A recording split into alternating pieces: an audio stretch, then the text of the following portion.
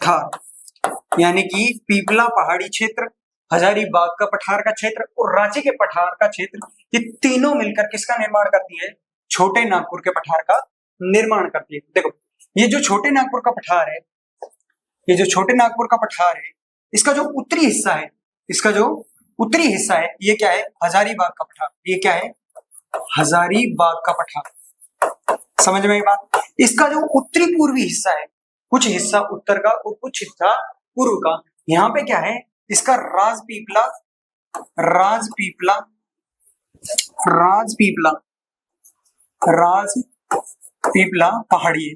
राजपीपला की क्या है? पहाड़ी है। और जो इसका दक्षिण वाला जो हिस्सा है, जो दक्षिण वाला हिस्सा है, जो दंडकारण्य के पठार से जस्ट ऊपर है, ये क्या है? रांची का पठार। ये क्या है? रांची का पठार। यानी कि हजारीबाग का पठार, रांची का पठार और राजपीपला की पहाड़ी मिलकर किसका निर्माण करती है? छोटे नागपुर के पठार का निर्माण करती है। ठीक है। इसके बाद में जो इसकी सबसे लंबी जो नदी है, सबसे जो लंबी नदी है वो कौन सी है? दामोदर नदी है। सबसे लंबी नदी, सबसे बड़ी या लंबी नदी, सबसे बड़ी जो नदी है वो कौन सी है? दामोदर नदी। दामोदर नदी। और जो ये दामोदर नदी है, ये क्या करती है? रांची के